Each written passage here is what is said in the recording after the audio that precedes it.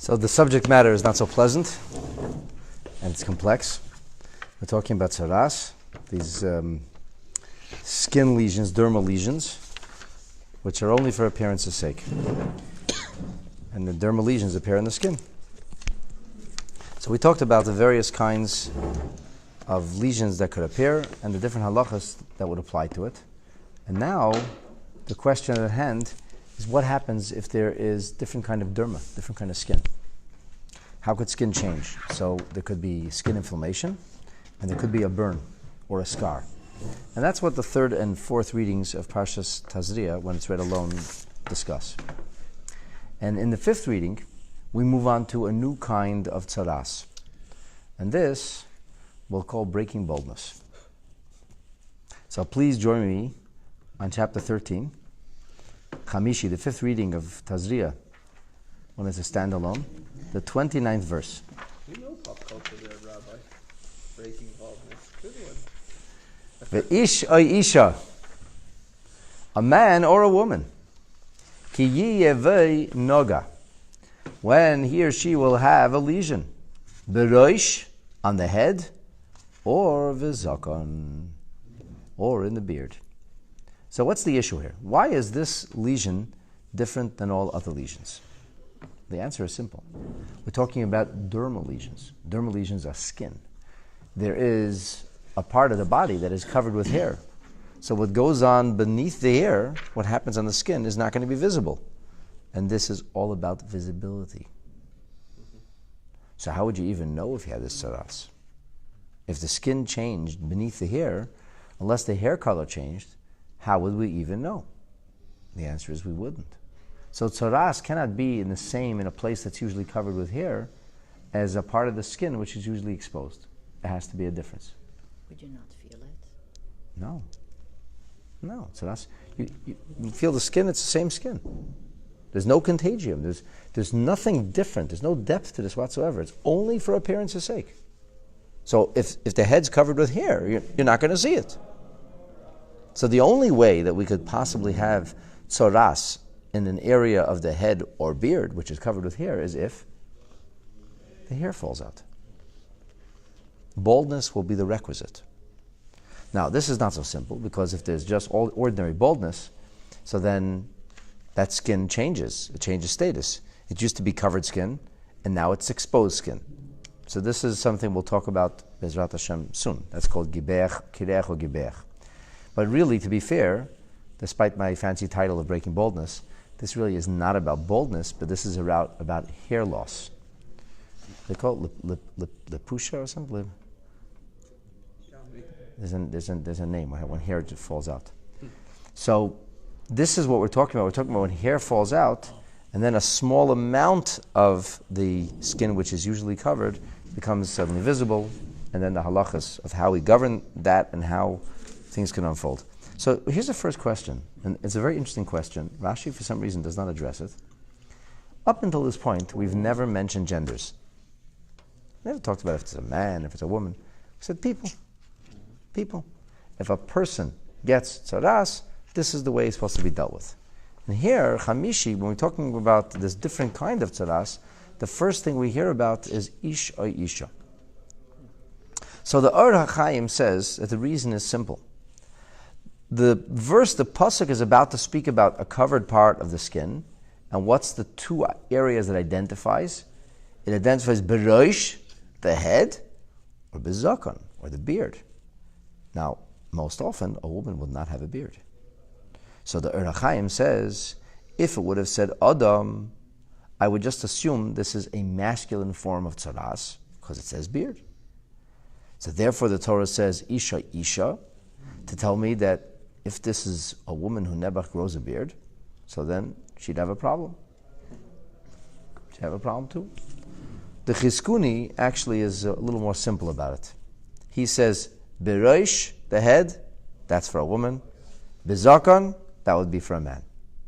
But because the pasuk says beard, that's why the pasuk has to specify that these halachas would apply to men or to women. And the point is not beard or head. The point is a part of the body which is usually covered with hair to the point that you cannot see the skin beneath it. That's the point. So now that we got that out of the way, let's take a look at Rashi. Bereisha bezakon. Rashi says, now before I begin to share with you the words of Rashi, I have to tell you about some of the midas shahateder nidreshes bems. There are certain yardsticks or measures or rules with which we expound the Torah. In fact, most of us mindlessly say this every single morning. It's the last little prayer we say before we begin the formal part of Shachris with Kaddish and Haidu, and that's Rabbi Shema Alemer, B'shlesh Hashem Midas, Hatin Adesh 13. It gets to as many as 48 different methods, but we simplify it into 13 different methods. And one of the methods of exegesis for understanding the scripture, this is basically the matrix you have to use to be able to extrapolate the messages which are encoded into the psukim, is that there's sometimes a davar shahaya bechlal. Davar shahaya bechlal means something which was included in the general rule. And then it was accepted. So we have rules, we have exceptions. All rules have exceptions. So what happens when you have a rule, and then all of a sudden the Torah tells you about an exception? So then we say, well, then it's different. If it's shaleike and yane, if it doesn't follow the same rhyme or reason, doesn't follow the same logic, so then it's yatsa, then that detail or that circumstance is taken out. Lahakel ulahachmer. Maybe it'll be more lenient, maybe it'll be more stringent. But the point is, whatever general rule applied up until this point will no longer apply. This will have a special set of rules that governs it. This will be viewed uniquely. So it's davar shahaya b'chlal. It was included in the rule, and then we said, "Oh, 1 second, this detail has to be set aside." And we say it's lahakel lahachmer. So the Mefarshim explain that the lesions of the head or beard, the lesions of the area of the body, we're talking about dermal lesions, skin. So the skin which is usually covered is actually such a midah, because it's the person. The rule was the person. Adam kiyeh be'er b'sareh, a person who has in his skin. So if he has a lesion on his skin, we know it's not talking about the eyes, because the eyes don't have skin over them. And that's about it. We know it's not talking about the nails, because the nails, that's not skin, that's nails. But otherwise, Adam kiyeh be'er b'sareh, a person who might have something in his skin. What are we talking about? Which part of the person? All of the person. We are all covered in skin. So if we're covered in skin, thank God, then when we say something happens to the skin of a person, it would be a rule for any skin. There are certain medications or certain substances which say could be bad to the skin. So avoid coming in contact with the skin, for example. So if there's something that you're dealing with, you have to protect the skin. Which part of the skin would you have to protect? All of the skin. All of the skin. Or if somebody says exposed skin. But Adam kiyeh be'er b'sareh does not say exposed skin, it says skin. Now we're saying that the lesions that would appear in an area that's usually covered with hair are different than the rest. And up until now, the language that the Torah used for these lesions was nega. Yes? Jogs your memory? Nun gimel ayin, nega. Adam kiyeh be'er b'sareh, nega tzaras. Here, the Torah is going to call it something different. The Torah now calls it a netek. If you take a look in verse 30, V'ro ha'koyin es ha'nega, the koyin sees the nega, the lesion. V'hinei mar'eyu omek min ha'or, there seems to be some kind of depth here. Uvoi seir tzohiv, and there is this tzohiv kind of hair, which we'll talk about that in a moment. V'tima es ha'koyin, the koyin declares it to be ritually impure. Neteku, it's a netek or a nesek. So it has a different name. Tzaras hareishe hazakanu. This is the tzaras of the head or the beard, meaning this is the dermal lesion of the part of the skin which is usually covered. So what is that called? Nesek, netek. It has a different name. It's taken out of circulation. Adam kiyeh be'er b'sareh is the klal, and this is davar that is yatsa min haklal, that went out of the rule. Okay, so we know what goes out of the rule is called a nesek, and therefore it's going to be intrinsically different than the rest of the nesakim. This is a different kind of nesek, because it's not showing up on skin which is usually easily seen. So Rashi says now, Bo hakosov lechalek Beinega shebemokem seyar lenega shebemokem basar. The pasuk, the verse, has arrived to a new subject. This is take 2 on Tzaras. Up until now was more or less take 1. Take 1 had many different details, right? The skin could be inflamed, skin could be burned. There could be various things that would happen to the skin, but they're not intrinsically different. It's just what happens if the skin is white to begin with? What happens if there's a scar on the skin? What happens if somebody's dealing with a burn? Does it still show up in the same way? So you say, okay, this is troubleshooting. It's all part of the first Tzaras. Here we're saying it's a new kind of netek. Because it's a dermal lesion that appears where the derma is usually covered, it's taken out, and this is separate halachas. And it's called a netek. It's not called nega anymore. Shezeh simone b'seir lavan. When it's an exposed, open derma, what's the sign of a piercing tzaras? A white hair. However, simone, this one sign, netek is b'seir tzahov. The seir tzahov is a different kind of hair. So it's different. It's different. As Rashi goes on in verse 30 to say, Uvai, in this lesion that was before covered with hair, that's no longer covered with hair now because the hair fell out. There appears this odd-looking hair called a seir tzohiv. Says Rashi, even though it doesn't say that the hair turned into tzohiv, which earlier it said the hair turned white. It doesn't say the hair turned white.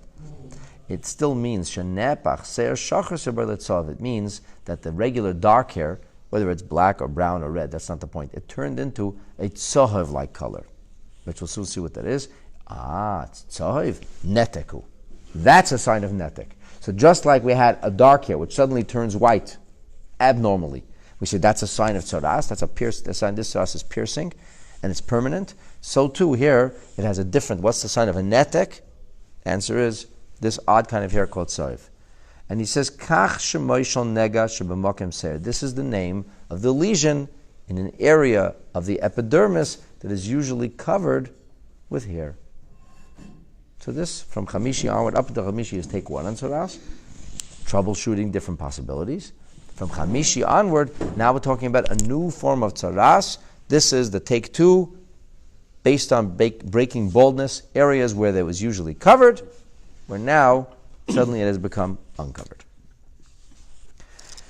So what is a seir tzohiv? Rashi actually doesn't say. I guess in Pshuta Shal Mikra, it doesn't matter what a seir tzohiv is. When you become a tzaras expert, you'll know what a seir tzohiv is. The child learning to yes, knows that seir tzohiv. So, I mean, he doesn't say here, but based on the Targum Yenis and Ben Azil, Rashi says later, we say that the word tzohiv, which is tzaddik hevav, is a permutation of zahav. Zahav, Zayin hevav. And zahav means gold. So tzahav would mean a goldish-like hair. There's something called Eisias HaMischalfis. Sometimes we can have letters that can be interchanged. And sometimes a tzaddik and a Zayin can be interchanged. They don't sound that different. So tzahav is zahav. Isn't tzahav yellow in Hebrew? What it is in modern Hebrew may have nothing to do with what it is in Torah Hebrew. Oh, I see. Right? Or Lashon HaKodesh. Probably the most famous example is when Yaakov Avinu tells his children that they're going to see this insane Egyptian viceroy who's not letting them get away with anything, who would later find out is their brother. Right? He says, bring him gifts. What's she to bring him? He says, bring him butnim. What's butnim? In modern Hebrew, it's peanuts. So we say, bring him a bag of bamba. I mean, that'll go well.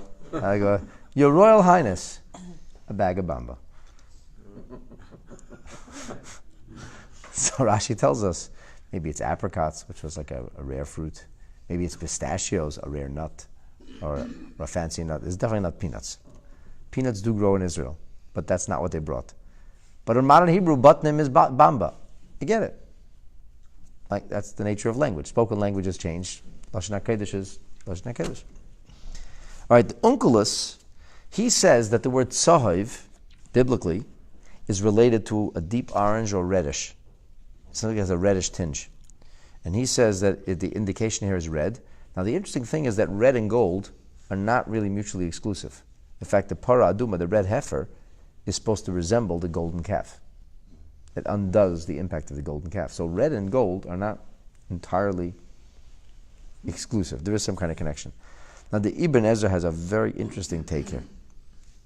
He says that in Arabic, the word tzahov is whitish. And he wants to say that it's probably some kind of a shade of white, a different shade of white. However, the Ur HaChaim, he's very harsh on the Ibn Ezra here.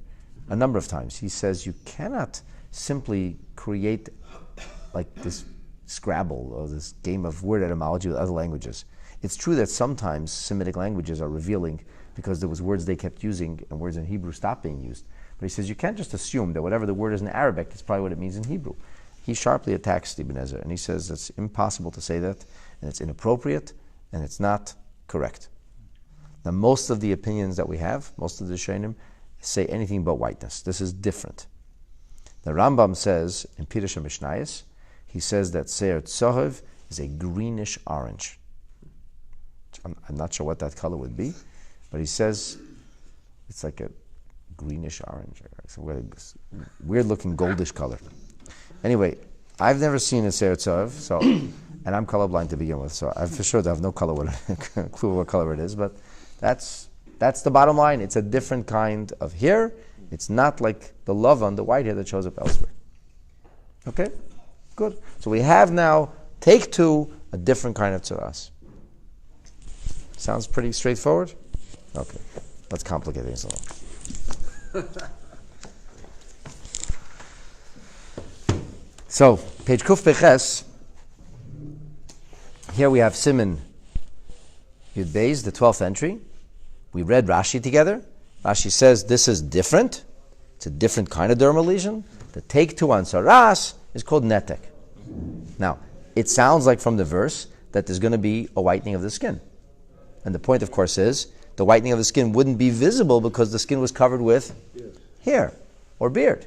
So all of a sudden the skin becomes exposed because hair or beard fall out. Underneath that the skin goes whitish, but there's a different kind of offensive hair that grows. The first case in Tzaras, in take one on Tzaras, it was a white hair. And now it's this thin, stubble-like goldish green. There's no lesion? There seems from Rashi there is a lesion. And as the Rebbe goes on to analyze, Midivri Rashi mashma, from Rashi it seems, Shenega ur habasar, the hanetek shavim b'marisam. It seems that the imagery, what you see on the derma by the regular tzaras, by tzaras's take one, and what you see on the derma for tzaras take two is identical. What's the difference? In the hair. But the derma itself, the discoloration, would be the same. So dermal discoloration, whitish, would appear in both. The question would be, what kind of hair is indicative of tzaras that's piercing? The difference is where they show up. When this lesion shows up in exposed skin, then it's called a nega. And then, simanoi, the sign will be se'ar lavan, a whitish hair. When it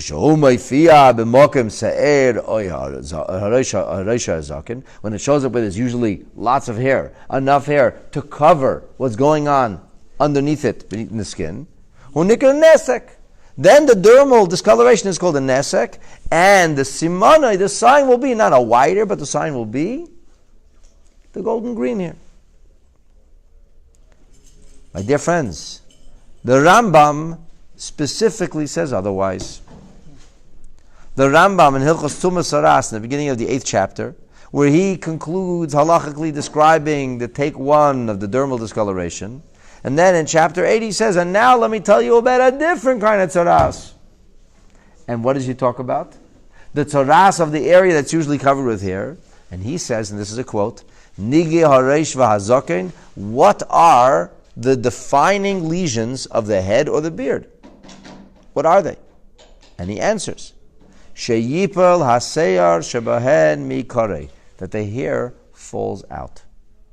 Suddenly, the hair falls out. V'yishar makoim haseyar, So the skin, which usually had hair, is left empty. Panoi. V'zehu hanikar nesek. That, says the Rambam, is what's called a nesek. A nesek is not a dermal discoloration. A nesek is when suddenly a patch of baldness appears. No, clearly there's another hair emerging, though. That's clear from The other hair emerging would be the sign of this being a pernicious and piercing tzaraat. But the dermal discoloration doesn't apply here. Over here, Rambam says, it's the patch of baldness that's the indicator that gives us a sign. L'das Rambam. So according to the Rambam, hanesek eni mishanes marar. There is no discoloration. There is no. Hu mizbata rak b'neshiras chelik misa'ar hareisha zaken. It's expressed only when there is a loss of hair, a patch of emptiness in the middle of where hair or beard usually grow. So the Rebbe says, okay, what's the difference between this machlekes? What's the difference between Rambam and Rashi as to whether the lesions of the head or beard are actually dermal discolorations or simply patches of baldness? So this is great. So the Rebbe says the root source of their dispute, this dispute of dermal discoloration or not, is based on Yesoid Tafkidim Haruchni Shal Hanagoyim, the spiritual purpose of the lesions. There's a dispute about that. What's the dispute? Rashi mentions in the beginning of the coming parsha, which we call Metzora, Shnei Chatoyim, two major sins, Shahanigoyim Boyim Aleim Ka'inish, that these lesions arrive for as a punishment. The truth is, the Medrash mentions almost like 13 or 15 different kinds of things you can do wrong. But Rashi chooses two. And he says, what are the two? Lashon Hara and Gasas Haruach. Slanderous talk, gossip, and arrogance. So these are the two things that can do you in insofar as Tzaraat is concerned. And these two chatoim, to'amim es shnei sugei negoyim. They actually line up with the two different kinds of negoyim. Lashon hara, bad speech, gossip. This is chet chitzoni. It doesn't say how you view others, if you view them nicely or not. It just says the words you use. Focuses only on the external reality of verbiage employed. Not what kind of person you are, not whether you're a loving person or a capricious, meaning, greedy person. No, how you speak. That's all. So this focus, excessive focus only on the external expression, only on dibur b'vad, in what's called maise pitpute dvarim, tweeting, mahava siba l'nigoy er habasar. That becomes the reason for the lesions on the derma. Where? Well, those would be the ones that ma'ifia. They show up just like the speech is superficial, so the dermal discoloration is also superficial. But arrogance, where is arrogance? When you want to describe a person and say the person is arrogant, what do they say? His head's in the clouds, his nose is in the clouds. It's a head thing. It's a head. You think you're special, you think you're different. It's not a bodily thing, it's an attitudinal thing. And attitudes are lodged in the brain, not in the elbow. So the point then would be, if you're dealing with arrogance, which is a little more of an internal problem. It's not just about the words somebody uses, it's their attitudes, the way they look at themselves and look at others. They look down at everybody else and exalt themselves. So that's mahava sibul and nigoim, that causes makes the case for these lesions which appear where? On the head. That's the Eivar HaChoshev B'Yeseh B'Kvadim. That's the most important organ we have, is the head. Soldiers wear helmets on their knees. Wrong. They wear helmets on their head. Body armor is secondary. You play football or hockey, the thing you protect most is the head. You need to keep your head clean. You need to keep your head protected. That's where most of the activity that's where it's going on, the nerve center of everything. So Yachadim Zeis, in as much as we've identified two different streams of issues that could cause saras. But really, both of these negoyim ultimately they're not different in nature. They're all about how you treat others. Either the way you speak about others or the way you look at others. But it's all about your interpersonal relationship. So it's two different levels of interpersonal relationship. One is more superficial, one is about the words I employ, and the other is more intrinsic. The other is more internal, my attitude and how I look. I look down at others or treat others in a respectful fashion. The Rambam, however, does not mention arrogance. The Rambam doesn't mention this at all. The Rambam, when he speaks about the sins of Tzaras, in the very end of the laws of Tzaras, the Rambam says the following.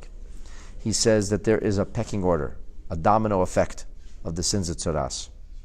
He says it begins with Chatoyim HaMavilim Zelazeh. It's one sin that necessarily leads to another. A chain reaction.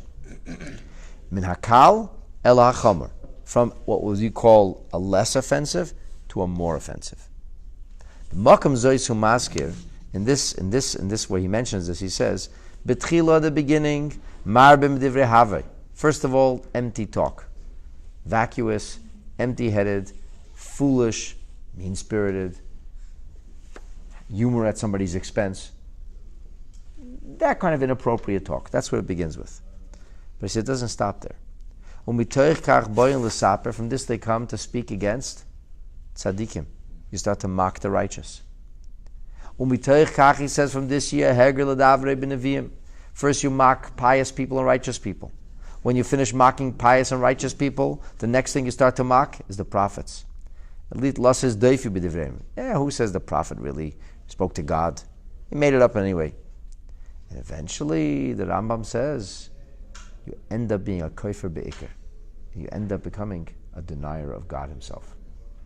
So one leads to the other, but in other words, according to the Rambam, there's two different kinds of Averis, and that happens in a staged manner.